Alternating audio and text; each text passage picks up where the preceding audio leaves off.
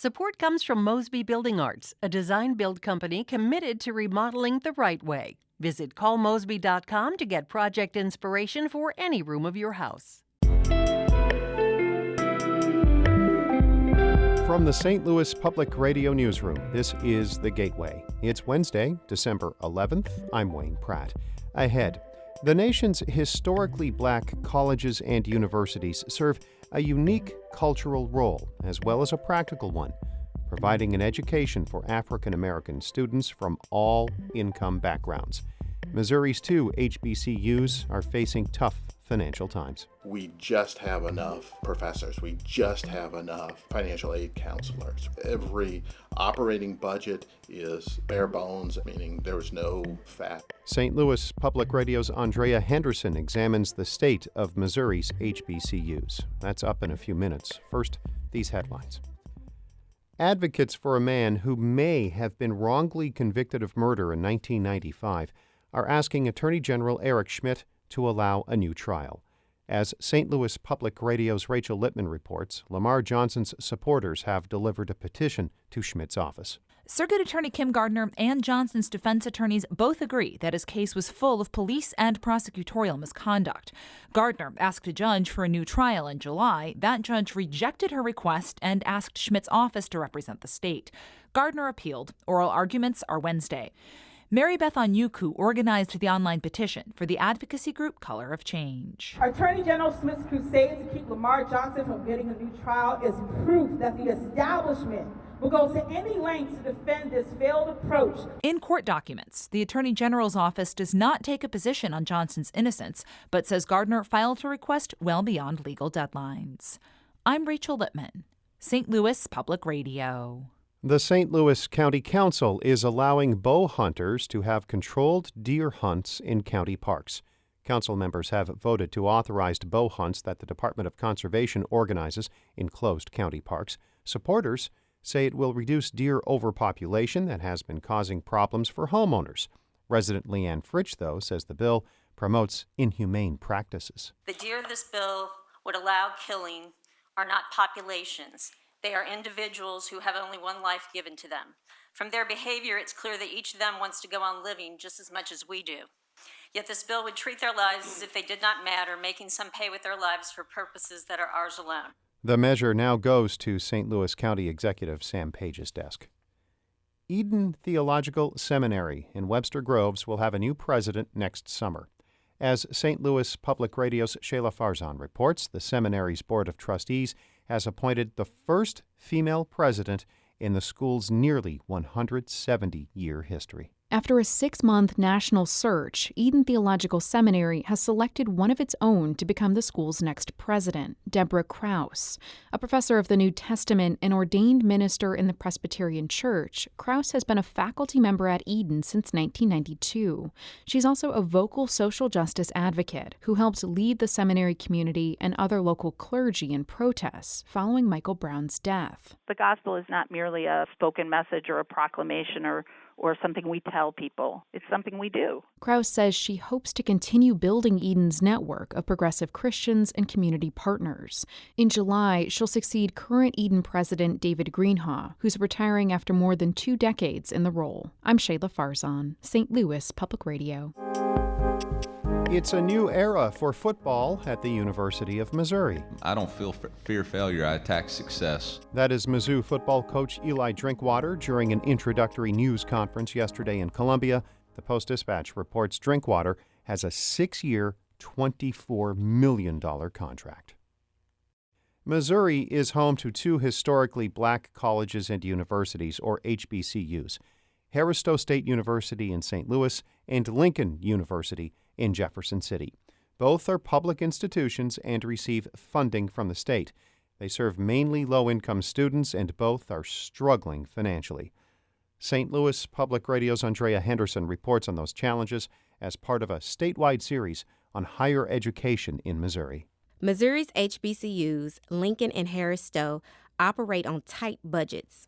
Everything here is razor thin. That's Harris-Stowe's chief financial officer, Brian Huggins. We just have enough professors. We just have enough financial aid counselors. Every operating budget is bare bones, meaning there's no fat. Harris-Stowe is one of 13 four-year public universities in the state of Missouri and receives the least amount of state appropriations among the schools. About 1,400 undergraduate students enrolled in Harris-Stowe during the fall of 2017, and of those students, more than 80% received money from the federal Pell Grant program. According to data from Missouri's Department of Higher Education and Workforce Development, for fiscal year 2019, Harris-Stowe is the lowest cost institution in the state, with in-state tuition and fees at roughly $6,000 a year for a full-time student. Its operating budget is about $20 million. Harris-Stowe and Lincoln's tuition accounts for less than 20% of their total revenue. Most other schools in the state generate around twice that from tuition. The students who need the most receive the less, and the students who don't need the most get the most. That's Andre Smith, the Social Sciences Department Chair at Harris-Stowe. He is the co-author of an article about Harris-Stowe's funding for the upcoming issue of the Journal of Negro Education. Smith poses this argument. The state's performance-based funding model for higher education does not work for universities in a financial bind like Harris-Stowe. It looks at things like graduation rate. It looks at postgraduate employment levels. So if one of the universities in the university system, if they don't meet their performance-based goals, then they can lose funding. For both HBCUs, meeting their yearly goals can be challenging, especially since the colleges already lack competitive programs and adequate infrastructure. Here's Huggins again. This building was built in the 1920s as a high school, and we've been operating a university out of it. So there are sacrifices that are made, or choices that are made, that do not make it a 21st century education. Lincoln has challenges similar to Harris-Stowe, but there's a difference in how it's funded. For the 2019 fiscal year, Lincoln had about 2,500 students enrolled.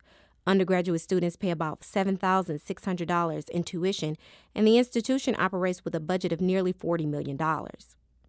And Lincoln is a land-grant university, the only one in Missouri. We've been struggling with the state to provide equal matching funds for Lincoln University, and we've made progress, but we've not been entirely successful. That's Sandra Cutting. She's Lincoln University's Vice President of Administration and Finance. In order for Lincoln to receive all of its land-grant funds, the state must match the USDA's $7 million contribution, which varies from year to year. This year, Missouri matched only about half of the federal money. Zora Mulligan, Missouri's Commissioner of Higher Education, says the state is constantly looking into ways to increase funding to keep the only 2 HBCUs in Missouri alive. The schools received grant funding from the state this year to expand their workforces and add additional specialized programs. But Lincoln is still a step behind other public schools in the state. Cutting says Lincoln science labs haven't been updated in over 10 years, and Harris-Stowe has similar issues. Here's Harris-Stowe's Smith again. We're restricted in our program offerings, but at the same time, this school produces more African-American bachelorette degrees in mathematics than any of the other universities in the system. But at the same time, Harris-Stowe doesn't have a computer science program. And Harris-Stowe doesn't have much of an endowment to tap into to provide such a program. Lincoln is in a similar position. Here are both schools' financial officers again. We've been around since 1857. But our endowment has only been around since the early 2000s. And no, we are nowhere near where we want to be or where we should be. I don't know what the answer is on how to jump that hurdle, but I think part of what we're trying to do is really get out there and tell our story. But your story can only go so far. Cutting says part of that story is the role HBCUs play for low-income students. Providing an opportunity for students to gain in their socioeconomic status, to have greater opportunities down the road. It's so important for the state, for the nation, for everyone to have that opportunity. And what worries me is if HBCUs are not successful, what happens to that population? For now, Cutting and Huggins say they'll continue to fight for Missouri's 2 HBCUs to survive and even thrive. I'm Andrea Henderson, St. Louis Public Radio. Our Holly Edgell edited that report. Shula Newman is the executive editor of St. Louis Public Radio. Music by Ryan McNeely of Adult Fur. I'm Wayne Pratt. From the St. Louis Public Radio Newsroom, this has been The Gateway.